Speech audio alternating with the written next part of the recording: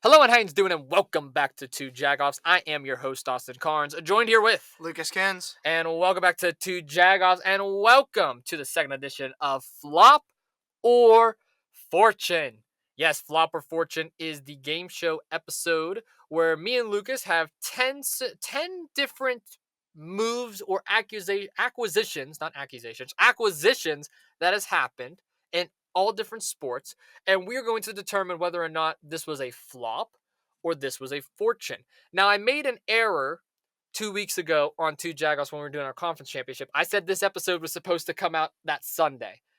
That, of course, was not the case. We had a very special interview the week prior with Caden Warner. Shout out to Caden for coming on the podcast. That episode is up on all platforms. So this episode came out a week later, so I do apologize for that. I just realized I made a mistake as we were going into this recording. With that all being said, Lucas, how's everything going, my friend? It's going pretty good.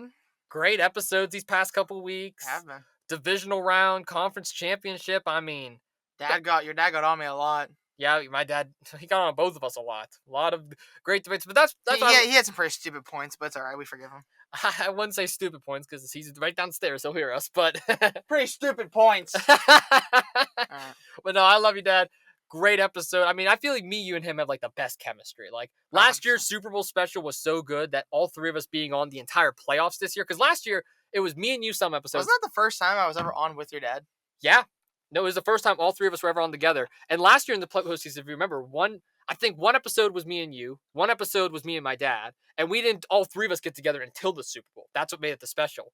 Mm-hmm. This year, of course, as you spoiled last week, we are bringing on Mr. Jack Dean. Yeah, I didn't even think I was just so hyped about it. You know, that was like we had a lot of energy that episode. There was a lot of yelling and stuff going on. There was a lot. I'm surprised we still have energy for this one. You know, it's all right that we brought up Mr. Jack Dean, but now they all know who to expect. Exactly, and Mr. Jack Dean is the very special guest for the Super Bowl special this year. Don't exactly know what he's going to bring to the table because, I mean, he'll probably bring his chicken flavored gummy bears and his random colors. I'll probably say the Chiefs are losing by 75 to. If he says that, we may see my dad actually put him through a table. Like, Jack may actually go through the table, which I hope not. I'll just, whenever we talk about the Chiefs, I'll make sure, have my phone video app open so I get a promo out of Jack can go through a table. That would be awesome. Please get the promo out of it. That's all I ask for. You don't even have to say anything. And then I'll be fired up, so I'll put you through a table, and it'll be a great night. Oh, it would be a great night. I want to put you through this one. This is a desk. I ain't going through this. I want to put you through it. I'm built like a popsicle stick. I am not going through this thing. Yeah, I think you're snapping in half like the Titanic before I put you through this thing. Why are you roasting me like that? Damn. I still got energy. And that's my damn. There it is. Don't ever. Don't it's like that one meme. I forget what it was called. It's like the one from that one show where they go, damn. You know, I can do that damn, but then right after I just start. No, not that one. Like the stutter one. Oh. But then I actually start to have a stutter after it. Like whenever I was trying to say whatever sentence I said after. Short-term memory loss apparently. But I start stuttering already. I don't have a stutter, everyone. It's just that makes me have a stutter. Damn. Okay, there you go. Damn. Hi, Steve. Yeah, what's up, Steve? All right, so let's get into. Don't spit out your drink, your cherry Pepsi or whatever the hell you're drinking. Okay, he's good. He's following it. Oh, man, we still have so much energy. Why do we have so much energy today? I don't know. It's late when we're recording, too. We usually never record this late, and we have, so much energy. This is the second week straight that we've recorded super late because of your stupid classes. Yeah, hey, shout out to my sports podcasting, though. Angelo, you're a great professor. He's probably listening, actually, right now. So I take it back. You have a great class. You're a great professor. You're a great guy. You know, save my dog from a house fire. Hey, he said he's very happy with your social media videos that you do. So shout out to Angelo. That's my man right there, doing great things in our class. I just fed my ego higher than it needs to be right now. Well, I think let's feed some more egos. Let's talk about our flop or fortune scenarios that we have. I have 10 really good ones for you, but I'm going to let you kick things off with Lucas. Set the tone for us today. What is your first, I guess, acquisition? Man, there's so many good ones I could go to, but And keep in mind, I just want to say this to viewers real quick. I apologize. This is across all sports. Most of mine are football, I will say that, but I have a couple from other sports as well. So just wanted to get that out there. All right, well, let's go back to 2023 right here. Kevin Owens and Sami Zayn from SmackDown to Raw. Wait, what year? 2023. Ooh. Okay, so we're being specific. After winning the tag team titles at WrestleMania. Right. I'm going to say this was a flop. As crazy as that sounds. Now, don't get me wrong. The decision, and this was last year after they won the Undisputed Tag Team titles from the Usos, correct? I believe so. Here's the thing. Kevin Owens and Sami Zayn had one of the best tag team, if not the best tag team match last year at WrestleMania against the Usos. It was a great, great match. You can ask anybody it. It was on the first night of WrestleMania. It was it was technically 2 years ago. I'm sorry, we're in 2025 now. I keep forgetting that, but that match was legendary for the simple fact that the bloodline was slowly starting to dwindle. We saw Cody Rhodes get one step closer to finishing the story, and Kevin Owens and Sami Zayn finally putting an end to the Usos' longest reign as tag team champions, which, by the way, they shattered both the New Days and the Dudley Boys records in that time span. Them making the jump, though, what was it, from SmackDown to Raw? Or was it Raw to SmackDown? For my scenario, Yeah, SmackDown to Raw. it was SmackDown to Raw. SmackDown at the time was the show where the whole Bloodline saga was going on. Like, if you wanted to keep up with the Bloodline storyline, you had to watch SmackDown. You wouldn't really get much from going to Raw. So, them making the initial jump from SmackDown to Raw was good for the fact that they got a new surface of competition. But the reason why I would argue it's a flop is for the simple fact that the tag team division did not see any evolution afterwards. The storylines that Kevin Owens and Sami Zayn were in after they won the tag team titles on Monday Night Raw were honestly not as memorable. They weren't as good, and the match quality wasn't the greatest. Them eventually feuding with the Judgment Day as the year went on, like I'll actually go back to the pay-per-view. I forget what pay-per-view it was, but it was the one in Pittsburgh where they went against Damian Priest and Finn Balor. What a great match that was. Weren't you supposed to go to that and then didn't? No, I did. I was there. Oh, you were? Steel City Street Fight. I watched Kevin Owens was 2 rows away from me. He did a swanton through a table. It was one of the coolest things ever. Wearing a Crosby jersey, too, of all things. No, he was wearing Lemieux. I'm sorry. Sammy was wearing Crosby. So shout out to KO for that. That scenario itself, though, specifically was a flop, but them winning the tag team titles was a fortune. Don't get me wrong. They needed to win it. Glad they got it on their resume, but it was a flop. I'm sorry. No, I agree with you. From what I've seen, at least. That was a really good one. You really kind of like rode the line there on that There one. was so many WWE. Like I was trying to find because there's not really like a trade per se in WWE. It's just kind of they switch. But I was like, this one could be 50-50, so I'll give you that one. I went with that one instead of a couple others that. Is I that the saw. only WWE one you have, or That is, yeah. that is okay? At least I believe so. Well, you know what? Let me give you my only WWE one that I have then too. Mine's a little more mine's not as broad as yours, but I'm gonna simply say Cody Rhodes going back to the WWE. So originally he was in WWE, then he went to TNA and AEW. I was gonna give you this one. Oh really? So this is just from him making the jump from AEW to WWE. Just that jump. Was that back to WWE when he won the title. correct? Oh, fortune for everyone. I mean, maybe not AEW, Definitely not but AEW. but big fortune for Cody Rhodes. I mean, look at him, how they used to use him versus how he came back to, and I mean WWE. I mean, they've been using him like crazy, so obviously they like it. So I'd say massive fortune all around. Absolutely. I mean, you talk about going from AEW, from Stardust to AEW to now the undisputed WWE champion, dethroning the tribal chief at WrestleMania, putting on classic after classic with the likes of Kevin Owens, AJ Styles. There's no doubt about it that Cody Rhodes is, and Gunther. We can't forget about that match in Saudi as well against Gunther. Great match. Cody Rhodes has been a great champion. He's definitely a future Hall of Famer just from the run he's having right now. Back to WWE is a fortune. I agree, Lucas. My next one for you. AJ Brown from the Tennessee Titans to the Philadelphia Eagles. Okay. I'm going to sit up here. The Eagles traded a first-round pick for Brown, by the way. Well, before I give you my opinion on that, I'm actually going to say I also had AJ Brown to the Philadelphia Eagles on my list. Oh. It's very rare that me and you actually do the same one, so I figured let's just kind of do this one together as a combined one. So, for my sake, AJ Brown from the Titans to the Eagles, I look at it as a fortune. And the reason why I look at it as a fortune, it's more for AJ Brown's career. For the Titans, obviously, it's a flop. They lost. They, at one point in time, had AJ Brown and Derrick Henry on the same team. I don't know how you did not win with that team, but they didn't.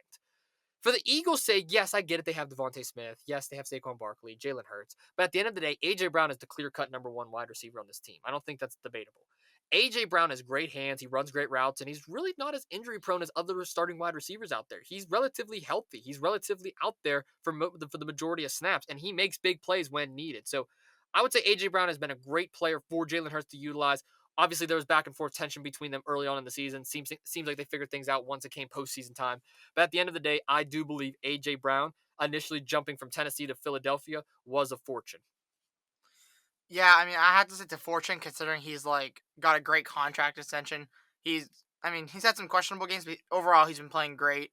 I mean, he's making a name for himself in the NFL and in the NFC for sure. and he's slowly inching towards that top 5 in the wide receiver room. I don't know if I'd put him there yet. I'd have to look at it, but he's inching his way there every season, every game. I would And agree. now he's in the top 4 teams left. So I'd make a case to say that for him and the Eagles, it's been a fortune. I agree. I agree. All right, well, this one's gonna go back to you now since we both had Brown. Yeah, so I got pulled back up now. Tyreek Hill from Kansas City Chiefs to the Miami Dolphins, and the Dolphins gave up significant draft capital. Didn't say exactly what though. I'm gonna say Forget. this one was initially a flop because you went from a team that has won Super Bowl after Super Bowl, and they still won Super Bowls without you, to a team that has barely made it to the playoffs. And again, I'm not going to blame Tua Tagovailoa or head coach Mike McDaniel here, but at the end of the day, anytime that you go from a team that is constantly winning games and constantly winning playoff games, which leads you to Super Bowls, which the Chiefs have indeed won, I mean, it's going to be a flop regardless. Like, sure, you're getting the bag. Sure, you're in Miami where it's nice, the Sunshine State in Florida. You don't have state income tax, which is nice. It's not as cold as Kansas City. But you went from Patrick Mahomes throwing the football to you to Tua. Now, that's no disrespect to Tua because I believe Tua's a good quarterback. But you went from Patrick Mahomes to Tua Tagovailoa. You went from back-to-back Super Bowls, which he was not a part of, but you went from a team that has back-to-back Super Bowls to a team that could barely get past the first round or can't even make it out of the first round. Hell, can't even make it to the first round on some occasions. Flop.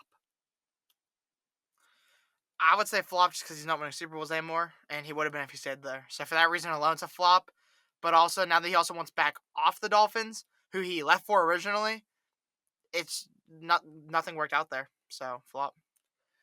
Now, this next one is going to lean into a debate us three actually had on the podcast a couple weeks ago when we were talking about the Lions.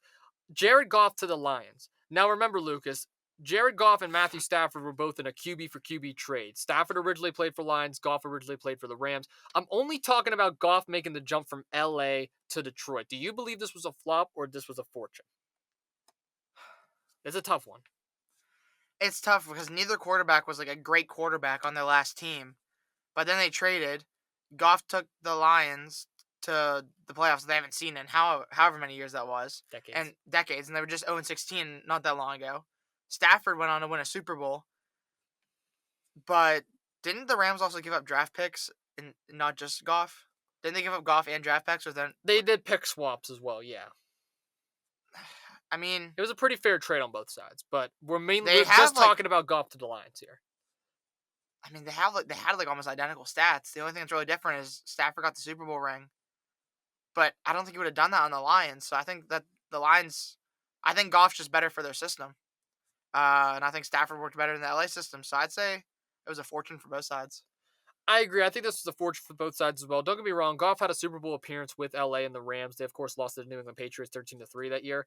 But at the end of the day, Jared Goff to the Detroit Lions, there's no doubt that the simple fact that Jared Goff is the reason why they are eliminated right now from the playoffs. One of the main reasons, at least. Of course, the defense gave up 45 points. Aaron Glenn did not make the adjustments that was needed. Dan Campbell had some questionable calls in the regular season. But at the end of the day, Jared Goff threw 3 picks in that game. And we discussed that. We debated it. When my dad was on, we talked about it as well. But the initial move of Goff going to the Lions made the Lions better. Whether you give the credit to Dan Campbell, whether you give the credit to Jahmyr Gibbs or Penny Sewell or Amon-Ra St. Brown or Sam Laporta or Jameson, I get the team is stacked with players. Aiden Hutchinson on the defensive side of the ball. Jared Goff is a key contributor to that. Now, is he on the hot seat going in the next year? Absolutely, no questions asked. But is he the reason why the Lions are winning playoff games and winning regular season games? He's not the sole reason, but he's most certainly a contributing factor. So for that reason and that reason alone, I agree, Lucas. Fortune for both sides. The Rams got the better deal of the bargain, though, having Stafford, who I believe Stafford actually was a good quarterback during his time in Detroit. It's just Detroit didn't have anything around him. Goff was actually what held him back from winning the Super Bowl in LA. So Goff is a little more questionable at times. But for right now, I mean, the Lions are a much better organization with Goff than they were without him. So I would say fortune. My next one for you, Roquan Smith from the Bears to the Ravens. See, this one's tough because the Bears at one point in time had Roquan Smith, they had Khalil Mack, they had such a solid defense, a lot of great players. But the Baltimore defense really took a toll this year in injuries as well. So Roquan Smith didn't exactly have the chance to showcase his talent. And them losing Patrick Queen didn't exactly open up enough windows for Roquan Smith to get to the quarterback. So a lot of people would believe it's a flop. I'm still going to say it's a fortune because the Ravens defense gotten better every single year with Roquan Smith. Smith outplayed Patrick Queen, who the Ravens went up and grabbed pretty early in the draft, like late in the first round in the NFL draft a couple years back. He's now a Pittsburgh Steeler. And Roquan Smith actually had arguably the best stat line for the Bears defense in the last decade outside of Khalil Mack, and they still gave him up, still gave up on him, which shocks me. So yeah, I would say this was a fortune for both sides. Shout out to Roquan Smith. He's a monster, Lucas. Oh my goodness. If you don't block him, you don't put two linemen on him, he's getting to your quarterback.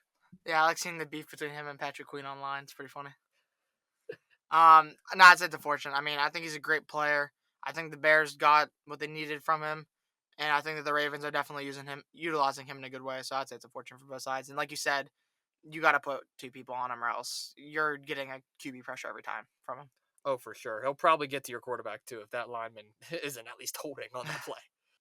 All right, I want to pick back up with this next one now, Lucas. Let's stay with the NFL, but let's talk about a rookie real quick. Now, I know it's a bit of a stretch here, but it's still an acquisition regardless. I mean, they acquired him via the draft rather than a trade or the free agent market. Let's talk about Bo Nix and the Denver Broncos. What a historic season he had. I mean, he took a team that nobody expected to be as good as they were all the way to the playoffs. Double-digit wins, first round appearance, big win against they had a big game against the Bengals late in the season as well. That was very chaotic as well. What's your opinion on Knicks to the Broncos? Do you believe that this was a flop or fortune? Now again, only time will tell, but as of right now, what's your opinion?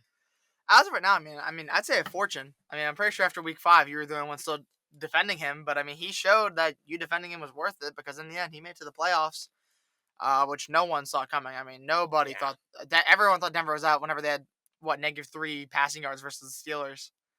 Um, but I mean, great turnaround season.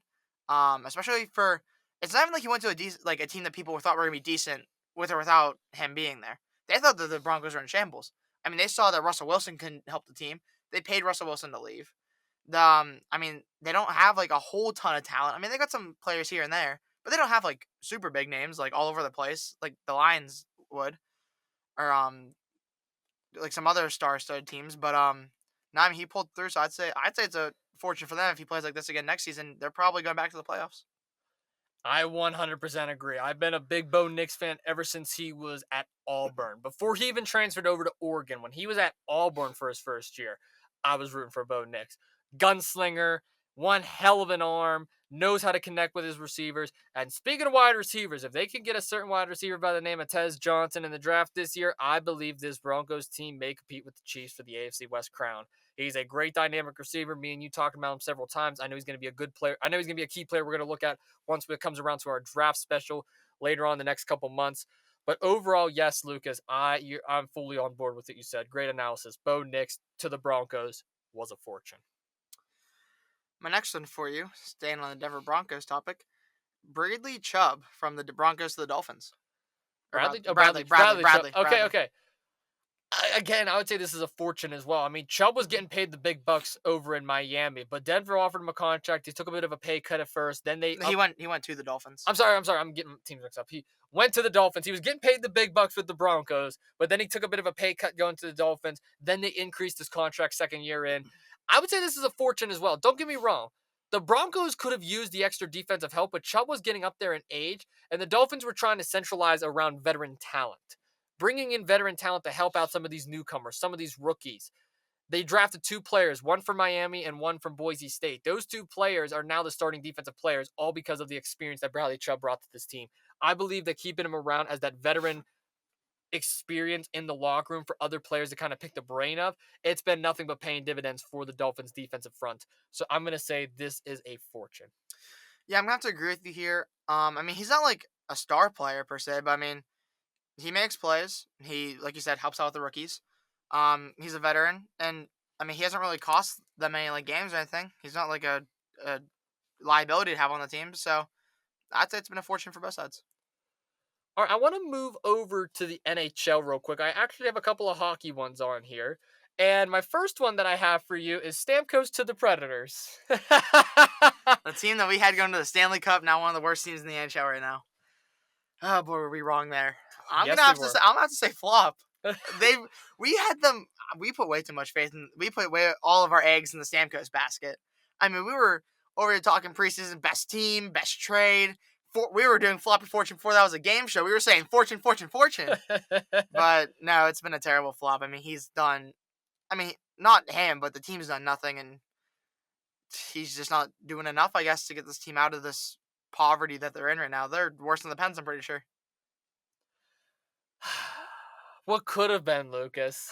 What could have been the Predators being the Stanley Cup champions this year? I mean, don't get me wrong, that Western Conference is still relatively weak, so who knows? Maybe Nashville can do something. Now, it's too late. Stamkos was a great player with the Tampa Bay Lightning, former Stanley Cup champion, but it has been a complete flop ever since he has arrived in Nashville. Run amok, restart, rebuild the team. You put all your eggs in the basket for nothing. All the marbles are gone. They're loose. They're all over the ground. They're rolling down the road. Predators, Stamkos, flop. Yeah, the only marble that didn't roll down the hill ended up being cracked. So, do we think that this is like a retirement, like he's just done after this, or do we think he goes somewhere else? I think he gets another year with Nashville just to show that he has a little bit left in the tank. And it's not even his fault fully. I mean, partially, but not fully. Yeah, like it's not his full fault, but he's not doing the best he could be doing. No. He doesn't look like he's that being Stanley. outplayed by third line. He doesn't look up like that Stanley Cup player that he was. No, not at all. Not at all. Well, thank you for transitioning to hockey for me, so I didn't have to. Okay. Because my next one for you is also hockey. Patrick Kane from the Blackhawks to the New York Rangers. I really want to say this is a flop, but he put up some decent numbers there. Now, did he paramount any success from this? Did they go anywhere? Did they represent the Eastern Conference in any form, shape, or fashion postseason-wise? Not necessarily during his time. The defensive side of the Rangers at the time was relatively thin as well. But Patrick Kane, when he went to the Red Wings, is when he really showed that he still had it left in the tank. And then his return to the Blackhawks was also sensational. But the initial jump from Chicago to New York and that first go around, because again, he played for all these teams he played for all three of these teams twice. I'm gonna say it was a fortune. And the reason why is because he still put up the stats, he still put up the numbers. It's the team that wasn't as successful during Kane's tenure with the Rangers. It wasn't necessarily Kane. Kane still was a solid top 30 player in hockey. Not the best, not the worst, not even the best on his team, but he was great in assist, great in he was great on the central line. He was good at those little pushbacks that he's really well known for, especially in Chicago. But Patrick Kane didn't just have the team built around him, Lucas. That's the honest truth. He really did not have the team that year. So I'm going to say it was a fortune because he got that contract extension when he went back to Detroit. So either way, he got the bag. So I would say it's a fortune. Can we talk about how crazy it is right now? That the Blue Jackets and the Capitals are better than the Rangers and the Penguins? Yeah. I just looked it up because I need to make sure I didn't say anything. Read that again for the viewers in the back. The piss poor Columbus Blue Jackets. Piss poor pathetic. Piss poor pathetic Columbus Blue Jackets. And the Washington Capitals are better than the New York Rangers and the Pittsburgh Penguins. And the Capitals is better than every team in our division. They're better than the Hurricanes, the Rangers, the Devils. Hey, that's why on Sports Confessions I said this team could be in the Stanley Cup this year. They're that good. They are that good, which is crazy. They were better without Ovechkin. When he came back, they multiplied. That's crazy. Like, is there even a team that has more wins? They have the most wins in NHL right now. Yeah, I know. They're the best team in hockey. Which is very sad to say as a Penguins fan. Trust me, it took everything for me not to say that just now, but it's the truth. I really want to say, like you said, flop, but he's putting up the stats like himself. The team's not doing great, but it's not like Stamkos poor. Like, he's playing better. I'll say fortune for now, but this Ranger team needs to pick it up considering that they were Stanley Cup favorites last season. I agree. And I mean, they were in the Eastern Conference Finals last year. Kane isn't helping right now. Honestly, I mean, without him, I don't think they'd be doing much worse or any better. They wouldn't be doing any better, but they wouldn't be doing much worse. Yeah, I get where you're coming from, but Kane is still a reliable player for the Rangers. It's not like he's completely useless. That's why I'm saying for now I'll say fortune, but like he kind of has that Evgeny Malkin role right now. He's like that veteran experience in the locker room. He's not the reason why you're winning games, but he's most certainly the reason why you're not losing games, if that makes sense. Like, he still has a little bit left in the tank. Like, they probably would have lost him without him. I'm not taking any credit away, but yeah, it's just like, how many more would they realistically lost if you weren't here? That's fair. That's a fair assessment. Yeah. All right, well, I'm going to stick on the hockey. I'm going to give you my only other hockey one that I have on this list, and I have a feeling I already know what the answer is going to be. Tristan Jarry to the Pens. Was it a flop or was it a fortune? I mean, you just love shoving this in my face, don't you? I love bringing up Jarry every time that you're on the podcast. But listen, Ned, first goalie to have a goal and an assist. I mean, that's pretty cool. in all those different leagues that he had. Bloomquist, he's been playing all right. Jari though, I don't know, man. He's no longer on the team. What's your opinion on Jari? Was it a Well, flop? for the simple fact that he's not on the team and he got wavered, I have to say flop. You can't say fortune now that he's wavered. You can't even argue for it. So he's not on the team anymore. No playoff wins. Simple as that. No split playoff wins, no playoff series wins with Tristan Jari. Closest they had was against the New York Rangers, where they ended up losing in 7 games. And that was a controversial loss. It was a controversial loss, but 0-1 in the postseason. 0-2, and then 2 seasons straight without making the postseason. I'm sorry, Tristan Jari, it's a flop. My next one for you, going out of hockey, we're going into some baseball here. Oh no, I don't have any baseball, so this is gonna be the only one probably. Juan Soto from the Washington Nationals to the San Diego Padres. From the Padres, From the Nationals, from the to Nationals to to the the Padres. As crazy as this is gonna sound, I'm gonna say fortune, and the reason why is I get it. He did not win anything with the Padres, but him making the jump from the Nationals, who keep in mind were World Series champions with Juan Soto. As soon as he left that team, they immediately became one of the worst baseball teams in all of baseball. Going to the Padres, they slightly increased. They got to the playoffs. They were first round exits, but they still got to the playoffs. They lost in 3 games. But the Padres with Juan Soto is what got him the gig with the New York Yankees. And if he didn't play the way he played with the Padres, he wouldn't have got to the Yankees. And if he didn't get to the Yankees, he wouldn't have that record breaking contract with the New York Mets. So, for the simple fact that the Padres is what set him up for all the success that he had with the 2 New York teams in terms of his pay and his stats, and even outplaying Aaron Judge in some games, who we look at as the best hitter in all of baseball, I would say this was a fortune. Now, don't get me wrong. Was he successful with the Padres? Not at all. The team was 0-1 in the postseason with Juan Soto on that team. They didn't make the postseason the other 2 years he was there. But did it at least get him the recognition and at least get him the contract discussions going? Yes, it most certainly did. The Padres was kind of that bridge team for him, going from Washington, who was going down the drain, San Diego, they're right there. They're decent. They're all right. They're a playoff team. They're in better position now than they were without Soto, but at the time they were okay. Then he went to the Yankees. We all know the Yankees. They're historic. And then the Mets, I mean, what was it, 795, $65 million or whatever he's getting Something crazy. out of them? Yeah, no, this was a fortune for Juan Soto. I'm actually going to say flop because I looked at it a different way than you did. Okay. I wasn't really thinking about what happened afterwards, which whenever you say it like that, if you're going to look at it that way, I agree with you, it's a fortune. But just looking at him going from the Nationals to the Padres itself, I'd say that's a flop overall just because he wasn't doing good. The team wasn't doing good. There was nothing really good about it. He probably could have done better if he stayed on the Nationals. But if you look at it as if he never left the Nationals, he never mixed it to the Yankees, makes the biggest baseball contract, then yeah, you would say fortune. Well, not just that. The Nationals weren't just losing Soto that year. They were also losing Harper. They were also losing their other 2 starting pitchers. The Nationals they were completely cleaning house. They were getting rid of coaching, management. That whole team was falling apart. So I feel like if he would have stayed another year with Washington, he wouldn't have been able to set himself up for success long term. So I feel like that San Diego jump was the best case scenario for his career. Just like Bryce Harper going to the Phillies was the best case scenario for his career. So that's why I still lean towards fortune. But I get where you're coming from. If you're talking about simple, right then and there success with that team, was he successful for the Padres? No, it was a bit of a flop for the Padres part because they paid him all that money for nothing. But in terms of Juan Soto and making the jump from San Diego then to New York, that's where I lean more towards fortune. So I get where you're coming from as well. I'm still going to stick with fortune though. Yeah. All right, let's move over back to football for a second. This one's very controversial. I was going to save it for last, but I want to do this one now. Christian McCaffrey to the San Francisco 49ers. Now, don't get me wrong. They had a Super Bowl appearance with him, but he's been banged up these last 2 years. So was this really a flop for the Niners, or is this a fortune? Because it feels like most of the time that he's been with them, he's been hurt. This is actually kind of a hard one. It is. I want to say fortune so bad, but like the injuries have easily cost them games. I mean, if you're looking at it from his perspective, fortune because it's made to the Super Bowl, And he got out of Carolina. and yeah, exactly, got out of Carolina. As a team, I mean, I lean more towards fortune because whenever he's healthy, he can easily be the best player on that team. But whenever he's injured, I mean, it hurts them. So I'm kind of 50-50, but I just lean slightly more towards fortune than I do flop.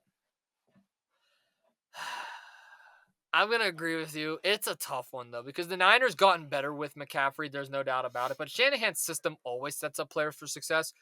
I guarantee you if McCaffrey stays healthy at least one of the last 3 seasons, they're going to be Super Bowl champions in one of those.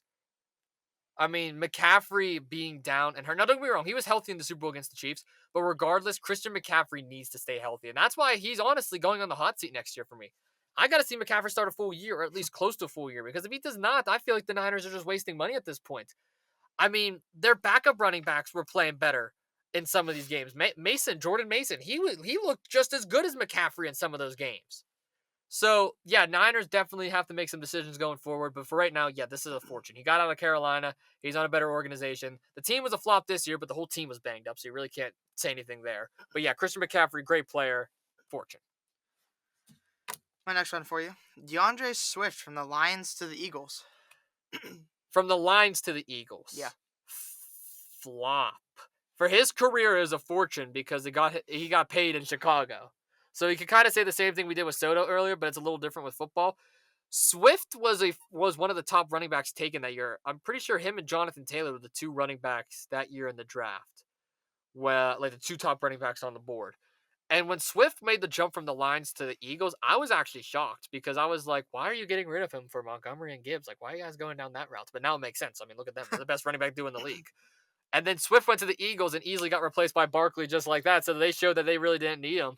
But that's why I want to say flop on this one because he got the only way that I could ever argue fortune is the fact that his Philadelphia tenure and his Super Bowl appearance got him a contract in Chicago. But obviously, seeing the way he's playing in Chicago now is showing why it was a flop to begin with for the other teams. So I'm going to say flop. Yeah, I'm gonna say flop too. It's kind of like the Guan Soto thing. If you want to look at it as like The bridge, yeah. yeah, the bridge, but like at the same time, he actually played good and Swift didn't really play good. So. Exactly. That's where I was leaning I mean, he was towards. all right with the Eagles, but I mean Barkley. So There were some games that Boston Scott and Kenneth Gainwell was outplaying DeAndre Swift. Barkley is not getting outplayed by anybody. nah, That's the difference. he was inconsistent. So I'm gonna say Still is. but yeah, I'm gonna agree with you on flop for that one. All right, sweet. Let's talk about your Steelers for a second. God. Steelers have made a lot of acquisitions in the last year or so, but I think it's finally time to talk about Justin Fields once and for all. Fields, of course, was drafted number 15 overall by the Chicago Bears, was traded for a 6th-round pick this past season by the Steelers, started a couple games this year, Russ finished the rest and the postseason game. Justin Fields is on a contract year, though. He may or may not be with the Steelers next year. So as of right now, from what you've seen from Justin Fields alone, Chicago to Pittsburgh, is this a flop or is this a fortune?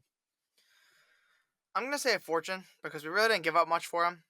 Honestly, he played well. I don't know why we refused to play him at the end of the season there. I think he should get a contract renewal.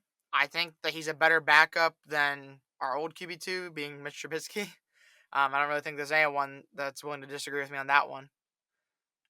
If you do, I might punch you in the face. I'm not disagreeing. Mitch Trubisky's. He has a lot of potential, but he's only been with us for a season, and he only got to play for about half of it. So for now, I'll say fortune because once again, like I said, we really didn't give up much for him because he didn't play half of the snaps, so we don't have to give up extra. I don't think. I got to see the longevity thing here. If he ends up being back another year, I'd say this is a fortune easily. But if he's gone after a year, yes, I get it. You're only giving up a 6th-round pick. But at the end of the day, you could have used that for so much more. You could have been in more trades. You could have brought in another talent. You could have had someone better than Russell Wilson and Justin Fields combined. So that is where I would say it's a flop.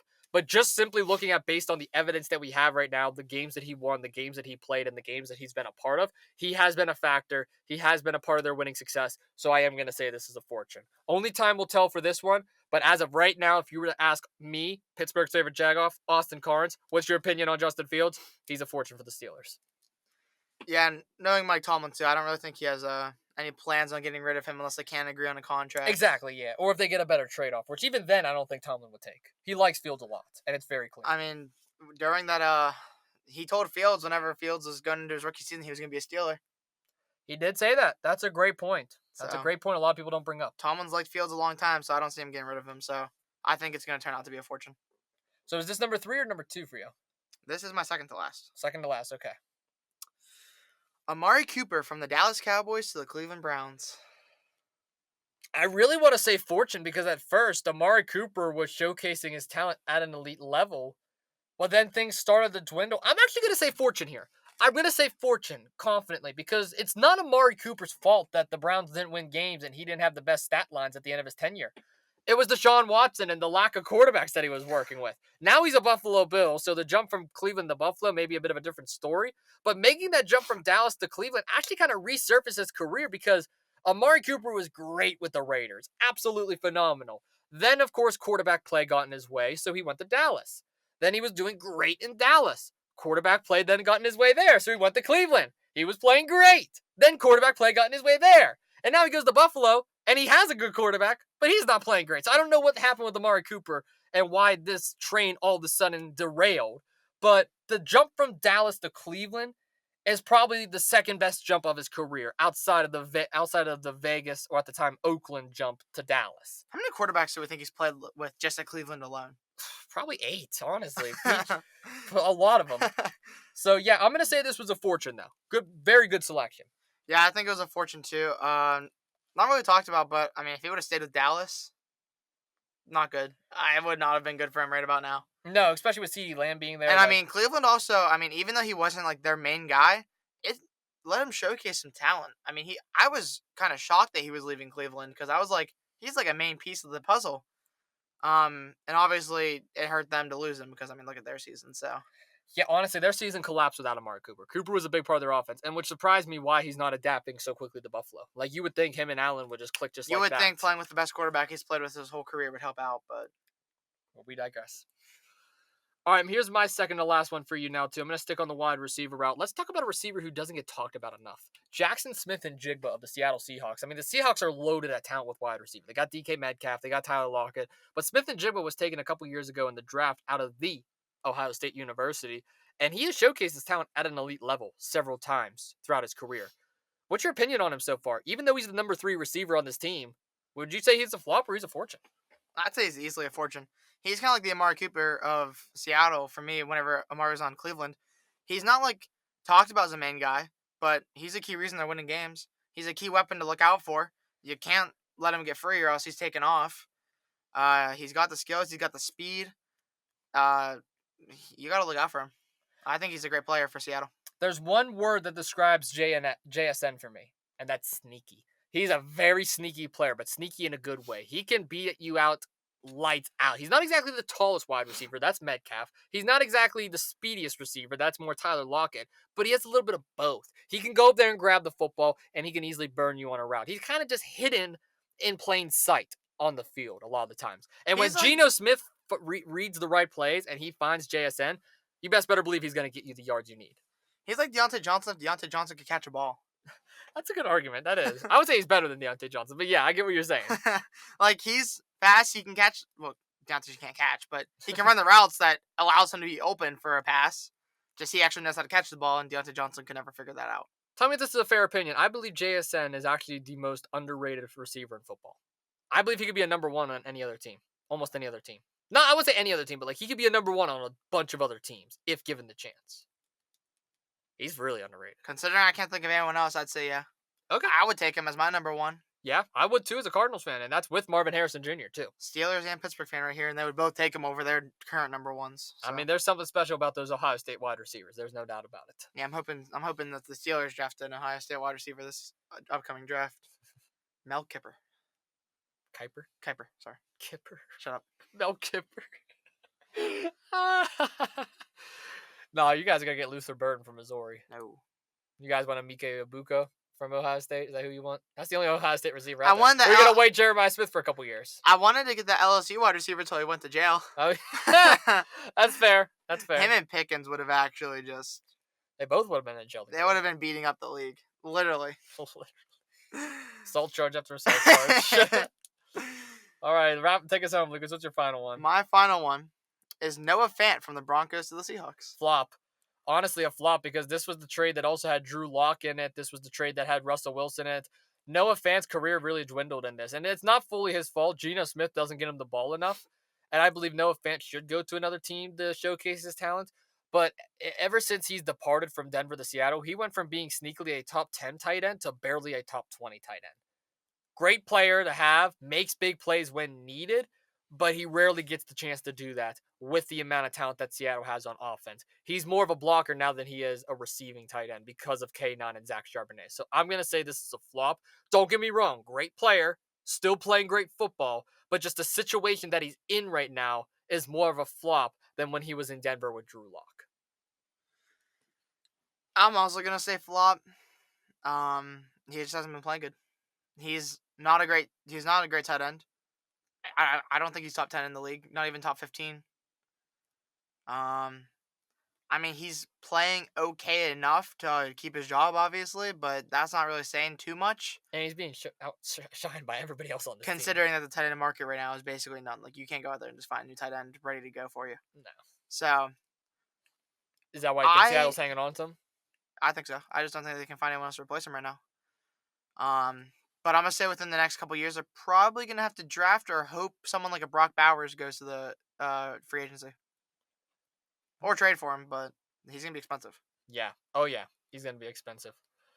All right, well, to take us home, here is my final one that I have for you, Lucas. We're going to talk about another rookie real quick, but he's not a quarterback. We're going to talk about a rookie wide receiver. Here we go. One of the most impressive that I have seen in a very long time. Let's talk about Malik Neighbors. That's not who I was thinking. And the New York Giants. You were thinking Marvin Harrison Jr., Yep. right? That's who you were thinking of.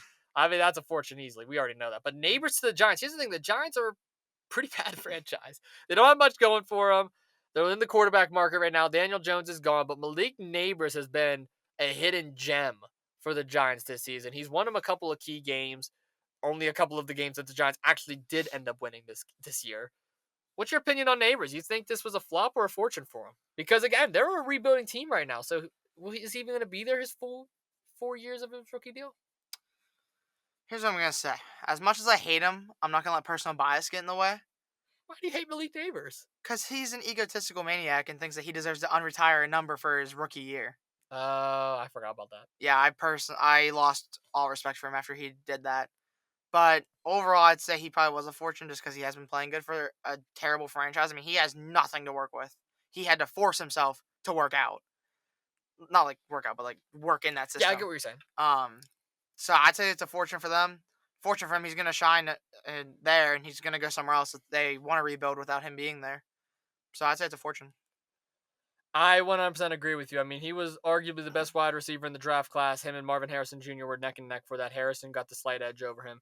But at the end of the day, Malik Neighbors, to me, is the type of receiver you want to build your team around. He's going to be great to pair with a young rookie quarterback. He's going to be great to pair with a veteran quarterback, depending on what route the Giants decide to go this offseason.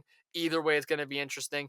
Neighbors is going to be able to adapt under pressure, especially with the great year that he had. If it wasn't for Bo Nix and Brock Bowers and Jaden Daniels absolutely exploding on the field this year, Neighbors would be right there in that conversation for Offensive Rookie of the Year as well. And he missed a few games as well, too. It's not like he played the full season. Neighbors was actually hurt several games this year and still put up monstrous numbers for a rookie at the wide receiver position. Yeah, imagine if he wasn't injured those games. If he wasn't injured, he may be right there with Jaden Daniels as the Offensive Rookie of the Year. But with all that being said, I agree, Lucas. Neighbors to the Giants was a fortune.